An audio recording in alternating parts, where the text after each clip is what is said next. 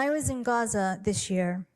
I saw a little boy no more than 9 years whose hands and part of his face had been blown off by a booby-trapped can of food that soldiers had left behind for Gaza's starving children.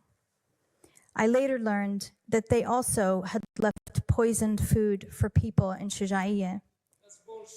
And in the 1980s,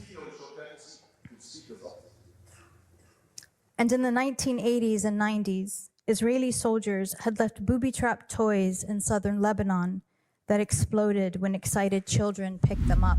All right, folks, welcome back to Z's Political Couch. Let's talk about Israel real quick, where the only thing bigger than their military budget is their ability to get away with anything. It's like they've been handed out a get-out-of-jail-free card and decide to build a whole game around it, from breaking international laws, like they're going out of their style, to their very special interception of peace talks. Israel seems to think negotiations means to take what we want and maybe throw in a free apology later. It's high time we stop pretending this is just tactical maneuvering and start calling it what it is: outrageous behavior with a side of double standards. Let's jump into this. So they respond, they can't, like, they say that's bullshit, right? In this like hall of, intellectual decorum. That's how they respond to your claim, which is true. And then, I mean, it makes sense that people would want that part about, I mean, everything that you're describing is awful, but I think there's something like particularly diabolical about booby trapping toys.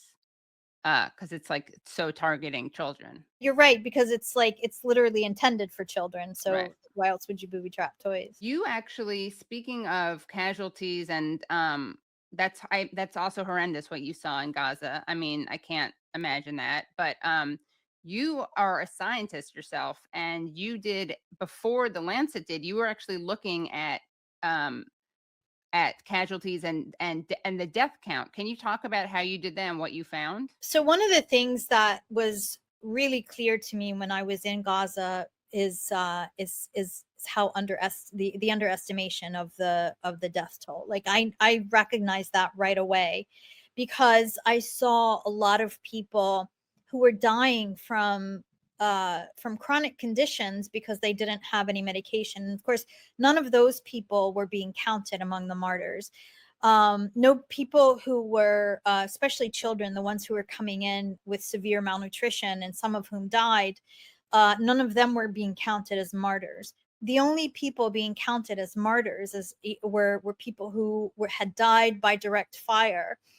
And even among those, they would count the person as a martyr if they were able to identify their full name and their civil ID number.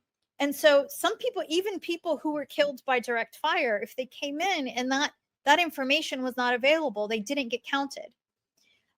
People who were injured, who came in and had operations, whether it was amputations or whatever, the vast majority of them were getting infections and becoming septic, and some of them were dying by sepsis, and they were not being counted.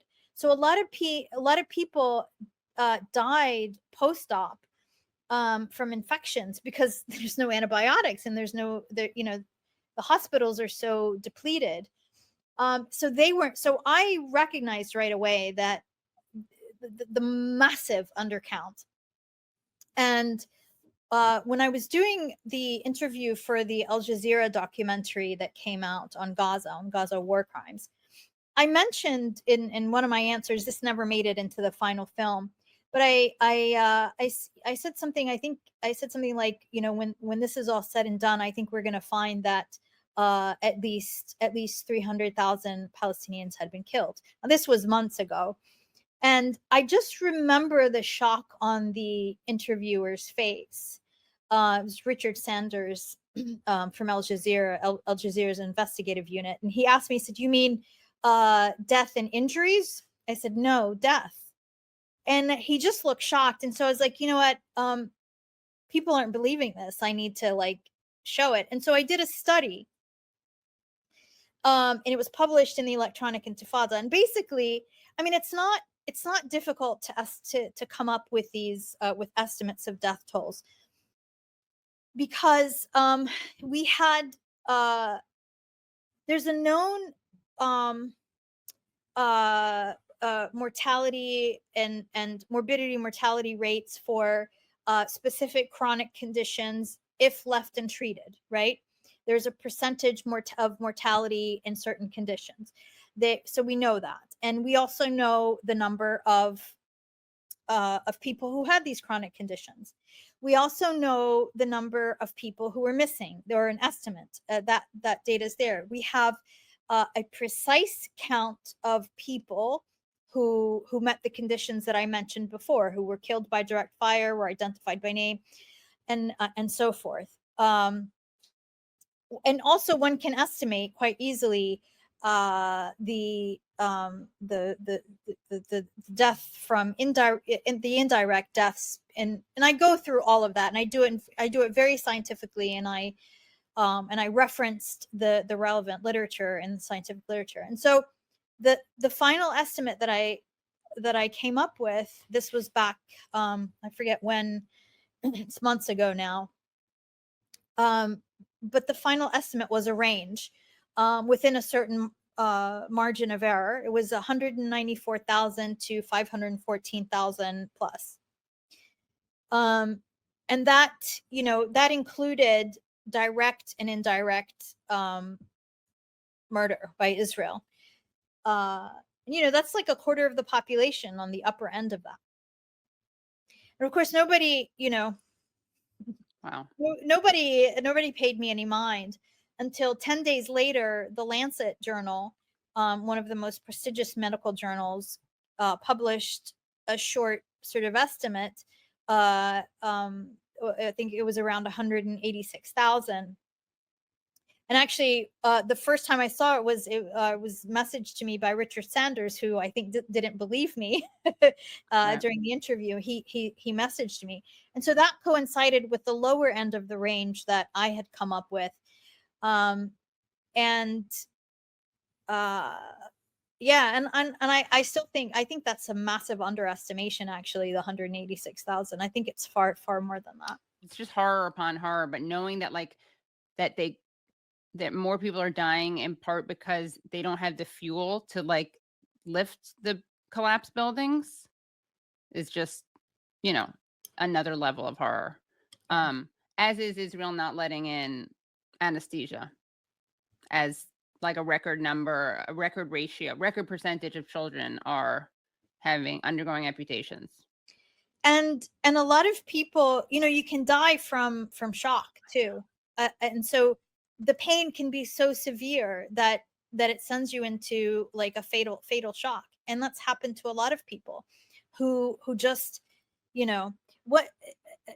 one of the most intense physical pains you can feel is bone pain, like sawing through bones. Like that is, that's like barbaric. That's off the scales pain, and children were going through that. And they're still going through that.